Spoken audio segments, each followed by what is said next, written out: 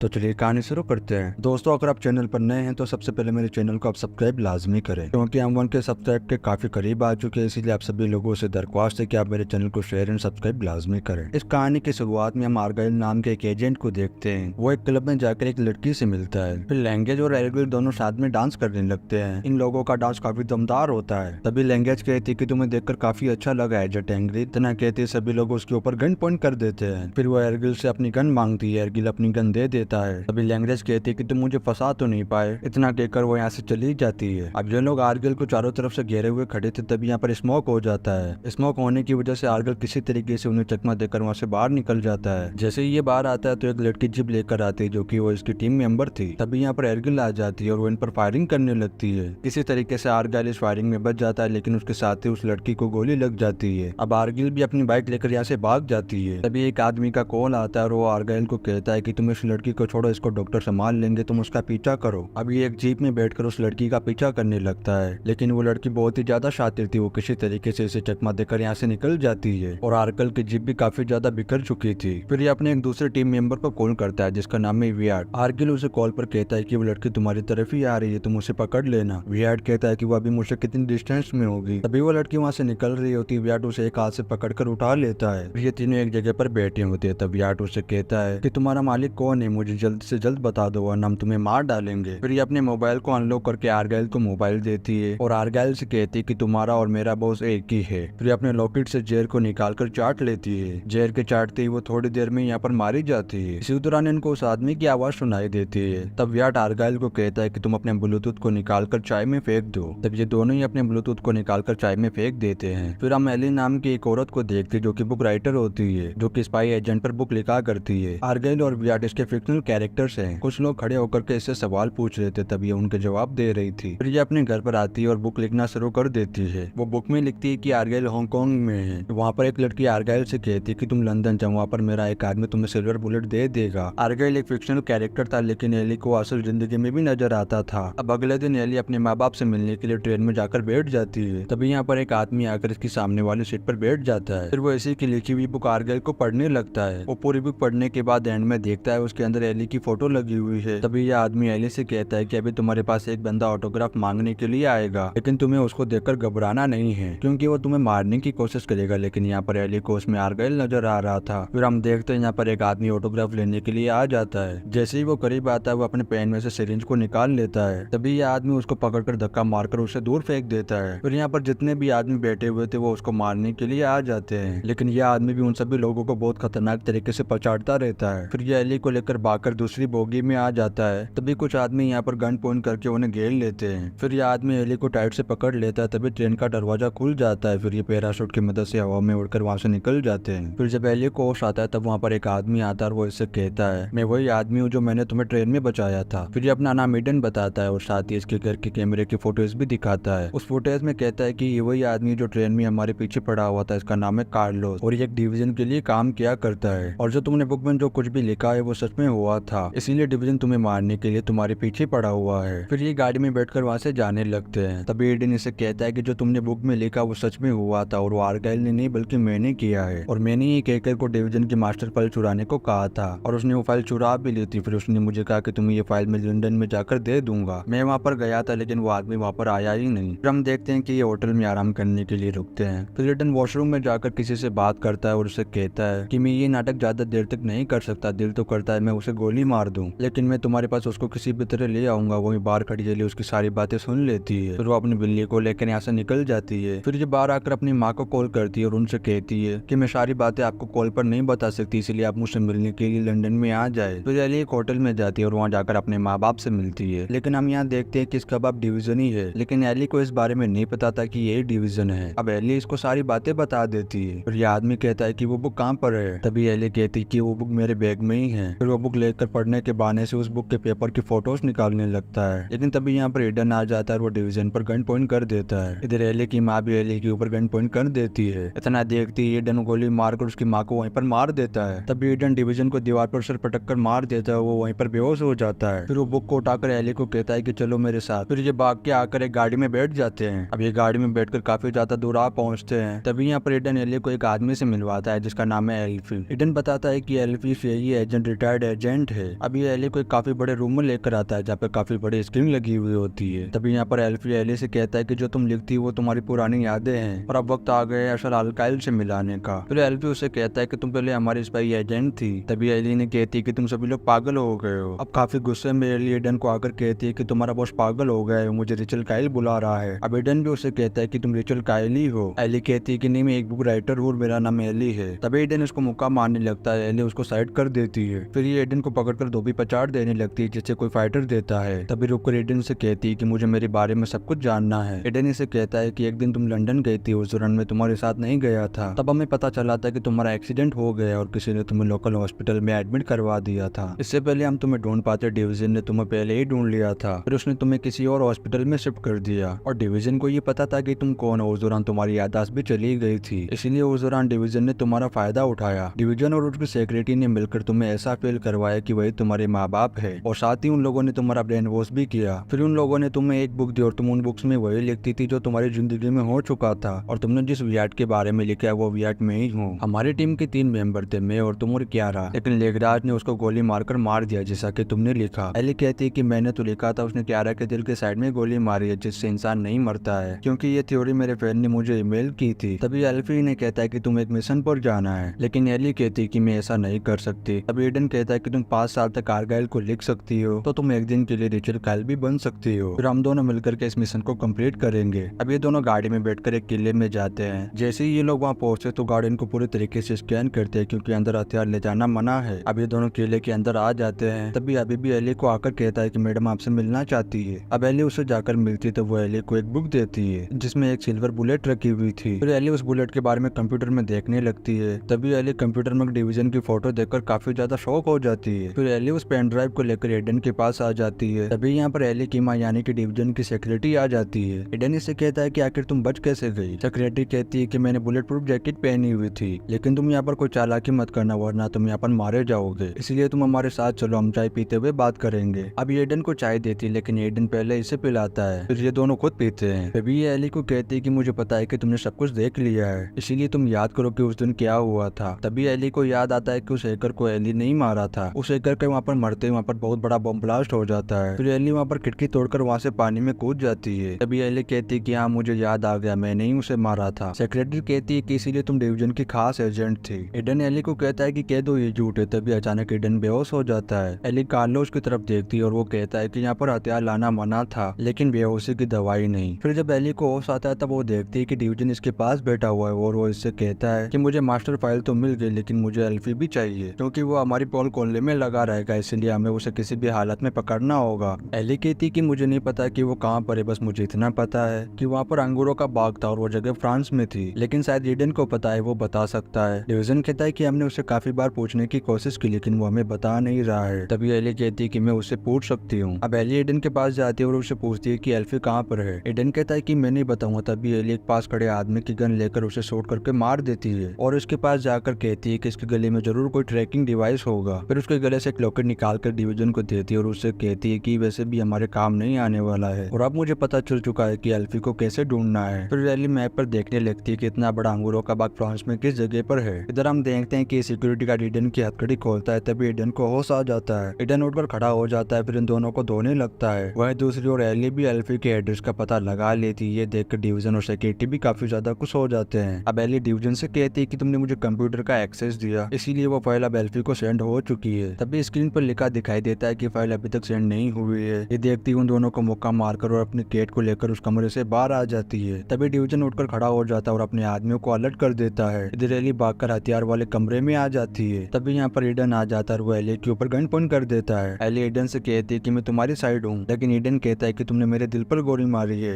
Eli कहती है अगर दिल पर गोली मारी होती तो अब तक तुम जिंदा नहीं होते। मैंने तुम्हारे दिल के साइड में गोली मारी है जिससे ऐसा लगता है कि तुम्हारे दिल में गोली लगी है, लेकिन वो गोली असल में साइड में लगी थी। और अगर तुमने वो बुक पूरी पढ़ी है तो तुम्हें पता होगा कि मैंने ऐसे ही क्यारा को बचाया था। ये थ्योरी मुझे मेरे एक फ्रेंड ने बताई थी, लेकिन मैंने इस पर थोड़ी बहुत रिसर्च भी की थी। इस तरफ डिवीजन का आदमी उसे बताता है कि वो हथियार वाले कमरे में है। अब डिवीजन अपनी पूरी आर्मी को उस कमरे के बाहर खड़ा कर देता है। तभी ये अंदर से स्मोक फेंकना शुरू कर देते हैं। तभी यहाँ पर धुआं हो जाता है और ये धुएं के साथ बाहर आकर सभी लोगों पर गोलियों की बारिश कर देते हैं। ये दोनों कबल की तरह साथ साथ डांस भी कर रहे थे और बंदों को भी पेल रहे थे। ये देखकर तभी डिवीजन अपने आदमियों को एजो जोन करने के लिए कहता है। जैसे ही एजाज ऑन होता है वहाँ से सारा धुआं गायब हो जाता है। ये दोनों ऐसे विंडो में घुस जाते हैं और वहाँ से दूसरी जगह से निकलते हैं। तभी डिवीजन कार्लोस को कहता है कि अपने सभी आदमियों को ले जाओ और उनको खत्म कर डालो। अब यहाँ पर डिवीजन के आदमी पहुंच जाते हैं और इन लोगों के ऊपर गोलियों की बारिश कर देते हैं। ये दोनों भी उनसे बचते हुए भागकर एक मशीन के पीछे आकर छुप जाते हैं। इस फायरिंग के दौरान एक पाइप पर भी गोली लग जाती है। तभी यहाँ पर तेल भी लीक होने लगता है। धीरे धीरे ये तेल पूरी जगह में फैल जाता है। तभी कार्लोस अपने आदमियों से कहता है कि कोई गोली नहीं चलाएगा, अपने गन्स को नीचे रख दो। ये लोग आहिस्ता आहिस्ता चाकू लेकर उनकी तरफ बढ़ने लगते हैं। तभी एली एडन को कहती है कि मुझे याद आया मैं स्केटिंग भी करती थी। एडन कहता है कि हाँ, लेकिन थोड़ा बहुत ही करती थी। अब एली अपने दोनों शूज के नीचे चाकू लगा लेती है और अपने गन्स पर भी चाकू लगा लेती है। अब एली स्केटिंग करते हुए उन सभी लोगों की तरफ जाती है और साथ ही साथ खतरनाक तरीके से उन लोगों का खात्मा कर रही थी। वो इन लोगों को मारते मारते कार्लोस के पास पहुंचती है और कार्लोस को भी चाकू मार के मार देती है। एली गन के आगे चाकू लगाकर यहाँ पर जितने भी लोग थे सभी लोगों को खत्म करके मार डालती है। फिर एली एडन के पास आकर उसे कहती है कि सर्वर रूम में चलो। अब ये सर्वर रूम में आकर फाइल को सेंड करने लगते हैं, लेकिन वो रिटर्न स्कैनिंग मांग रहा था। तभी यहाँ पर डिवीजन शॉटगन लेकर आ जाता है और इन लोगों को कहता है कि तुम मेरे बिना इस फाइल को सेंड नहीं कर सकते हो। अब वो इन लोगों के ऊपर गन पॉइंट करके जैसे इनको मारने ही वाला होता है, तभी एली की बिल्ली आकर डिवीजन का मुंह नोच लेती है। एडन इस मौके का फायदा उठाकर डिवीजन को शूट करके मार देता है। फिर एडन इसके पास आकर इससे कहता है जिन आंखों की हमें जरूरत थी उनको तो बिल्ली ने नोच डाला है। तभी एली इससे कहती है कि मेरे पास एक और प्लान है। अभी एक लिफ्ट में आ जाते हैं और लिफ्ट से होते हुए ऊपर आकर देखते हैं कि ये लोग समुद्र के पीछे एक बहुत ही बड़ी शिप में है। वही दूसरी ओर हम देखते हैं कि सेक्रेटरी एक म्यूजिक बॉक्स को उठाकर ले जाती है और वहीं ऊपर एली एल्फी को फाइल सेंड करने लगती है। तभी वहाँ म्यूजिक चलने लगता है और सेक्रेटरी एली से कहती है कि एडन को मार डालो। तभी एली एडन के ऊपर गन पॉइंट कर देती है और उस फाइल को सेंड होते हुए रोक देती है। तभी एली एडन को लातों घूसों और मुक्कों से मारना शुरू हो जाती है। एक्चुअल में एली उस म्यूजिक से हिप्नोटाइज हो चुकी थी, इसीलिए उसे कुछ समझ नहीं आ रहा था। जैसे ही वो म्यूजिक बंद होता है तभी एली वहीं पर रुक जाती है, लेकिन सेक्रेटरी उस म्यूजिक को फिर से शुरू कर देती है। तभी एली एडन को वापस मारना शुरू कर देती है और काफी देर तक एडन को मारती रहती है। एडन काफी ज्यादा घायल हो जाता है। अब वो आखिर में एडन के चेहरे पर जैसी जबरदस्त लात मारने वाली होती है, इसी दौरान सेक्रेटरी के पीछे आकर उसे कोई रेंज मार देता है। तभी ये म्यूजिक बॉक्स नीचे गिर के टूट जाता है। तभी एली भी एडन को मारते हुए रुक जाती है। फिर ये दोनों उठकर खड़े होकर देखते हैं कि जिसने म्यूजिक बॉक्स को तोड़ा है वो तो क्यारा है। अब एली क्यारा को कहती है कि तुम जिंदा कैसे हो। क्यारा कहती है कि मैं वही फैन हूँ जिसने तुम्हें ये थ्योरी सेंड की थी। अब एली उस फाइल को एल्फी को सेंड कर देती है। अब ये तीनों एक बोर्ड के जरिए यहाँ से निकल जाते हैं और पीछे उसे ब्लास्ट हो जाता है। फिर आखिर में हम देखते हैं कि एली आर्काइल और व्याट की स्टोरी सुना रही होती है, जहाँ पर वो तीनों बोट में बैठकर वहाँ से चले जाते हैं। एली कहती है कि आर्काइल अब पूरी तरीके से आजाद था। अब यहाँ पर एली लोगों के सवालों के जवाब दे रही थी, तभी एक आदमी खड़ा हो जाता है। एली उसको देखकर काफी ज्यादा शॉकिंग हो जाती है और वो उसको देखकर खड़ी हो जाती है और ये आदमी कहता है कि मेरे पास आपके लिए कोई सवाल तो नहीं है, लेकिन आपके पास मेरे लिए जरूर कोई सवाल होगा। इसी सीन के साथ ये कहानी यहीं पर खत्म हो जाती है। वीडियो कैसा लगा आप कमेंट करके लाजमी बताएं और आप चैनल पर नए हैं तो सब्सक्राइब भी लाजमी करें। दोस्तों मैं आप सभी से उम्मीद करता हूँ कि आप मेरे बहुत ही जल्द बनकर सब्सक्राइब लाजमी करवाएंगे और आप वीडियो को like comment share and subscribe लाजमी करें। मिलते हैं नेक्स्ट वीडियो में।